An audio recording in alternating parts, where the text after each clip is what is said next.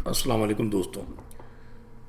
انگریزوں کا جب زمانہ تھا اور انڈیا پہ ان کی حکومت تھی تو دلی میں ایک زمانہ ایسا آیا تھا کہ دلی میں بہت زیادہ سانپ بڑھ گئے تھے، اور دلی کے جو سانپ تھے وہ کوبرا کی نسل سے تھے. تو انگریز حکومت نے کوبرا جو سانپ تھے ان کو ختم کرنے کا طریقہ یہ نکالا کہ جو بھی کوبرا انہیں پکڑ کے لا کر دے گا وہ اس کی کچھ رقم دیں گے. وہ یہ سمجھ رہے تھے اس طریقے سے عوام پکڑ کے کوبرا لائے گی اور کچھ پیسوں کے عوض جو ہے کوبرا ختم ہو جائیں گے. لیکن ہوا کیا؟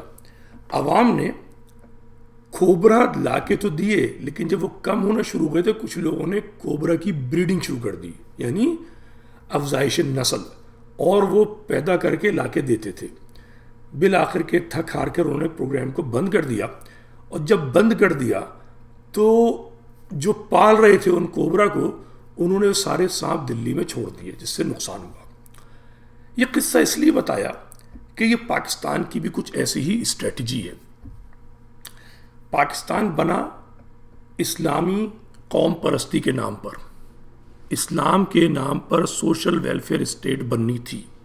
اس میں علاقائیت نہیں ہونی تھی، لسانیت نہیں ہونی تھی، صوبائیت نہیں ہونی تھی. پاکستان بنا تھا سارے مسلمانوں کا ملک جو سب کانٹیننٹ میں رہتے ہیں، جنہوں نے مل کر بنایا تھا. ترک، عرب، ایرانی مسلمانوں کا نہیں، جنہوں نے جد و جہد کی تھی سب کانٹیننٹ یونائٹڈ انڈیا میں ہندو کے خلاف، ان کا پاکستان تھا. مگر ہوا کیا؟ دھوکہ دہی کی گئی. وہ تحریک جو اردو کے نام پر چلی، اسلام کے نام پر چلی، اس کو دھمکایا گیا، اس کو تھریٹ دی گئی. 8 مئی 1948 میں جی ایم سید نے مہاجروں کے علاوہ ساری قومیتوں کے لیڈروں کو بلا کر مہاجروں اور پاکستان کے خلاف سندھو دیش تحریک کا اعلان کیا، اور غفار خان اور جو دیگر قوم پرست تھے، بلوچ اور بنگالی اور پنجابی، ان کو بھی کہا کہ مل کر اس کو پاکستان کو توڑتے ہیں. پنجابی نے انکار کر دیا مہاجروں کے خلاف سازش میں آنے سے. باقی جو تھے وہ خاموش رہے، اور غفار خان صاحب چل پڑے ان کی پٹری پہ، اور واقعات آپ کو پتہ ہیں پھر کیا ہوا. کہنے کا مطلب یہ ہے اس کے بعد سے جتنی پاکستان کی حکومتیں ہیں انہوں نے سندھ کے وڈیروں کو پالنے کا کام کیا ہوا ہے. ان کی کرپشن کو نظر انداز کرتے ہیں، ان کی غنڈہ گردی کو نظر انداز کرتے ہیں، ان کی جھوٹ اور مکاری جو سندھ کی قوم پرستی کے نام پر نام نہاد دھرتی ماں کا ڈھنڈورا ہے، جی سندھ کا ڈھنڈورا ہے، 5000 سالہ تاریخ کا سفید جھوٹ ہے. اور اجرک اور ٹوپی جو ڈرامہ ہے اس کو باقاعدہ برداشت کیا گیا ہے.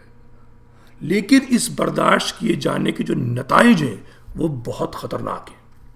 اور خطرناکی ان کی یہ ہے کہ یہ جو برداشت کر رہے ہیں، ان کی جو کرپشن ہے اس پہ ان کو ریوارڈ دیتے ہیں. نتیجہ یہ نکلے گا یہ سندھ کی قوم پرستی اس پاکستان کو نگل جائے گی، نگل رہی ہے، یہ مکمل طور پہ اس پاکستان کو نگل جائے گی. آپ کشمیر کے چکر میں پڑیں، پورا پاکستان چلا جائے گا آپ کے ہاتھ سے. ضرورت ہے، 14 اگست آ رہی ہے، یہ وہ دن ہے جس دن مہاجروں نے لاکھوں جانیں قربان کی، اپنی زمینوں کے تبادلے کا آغاز کیا. متروکہ سندھ مہاجروں کی زمین ہے اور ہونی چاہیے، جس پہ 72 سال سے دوسرے تو خاموش ہی ہیں، مہاجر بھی بے غیرتوں کی طریقے سے خاموش ہے. اس کو فلسطین کی فکر ہے کہ وہ گوگل میپ پہ نظر نہیں آ رہا، اور 72 سال سے اپنی متروکہ سندھ جو سندھ کا سانپ کھائے بیٹھا ہے اس پہ خاموش ہے.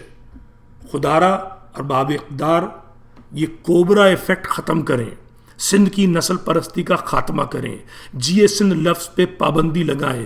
یہ نام نہاد نفرت کا نشان ٹوپی اور جو اجرک ہے اس پہ پابندی لگائی جائے. ایک پاکستان ہونے کی بات کی جائے، پاکستان قوم پرستی کی بات کی جائے. اور جو بانیان پاکستان ہیں ان کو جو مستقل دھمکیاں دی جا رہی ہیں، ان کے شہروں پہ قبضہ کیا جا رہا ہے، ان کی متروکہ سندھ کی جو زمین ہے اس کو ان کا حق دیا جائے. یہ مصمم ارادہ ہونا چاہیے ارباب اقتدار کا. اور مہاجروں کی ذمہ داری ہے کہ ابھی بقرعید آ رہی ہے، گلے ملیں. آپ سے چندہ نہیں چاہیے، آپ سے جو ہے تقریریں نہیں چاہیے، صرف گلے ملتے ہوئے ایک دوسرے کو یاد دلائیں کہ آپ فرزند زمین ہیں.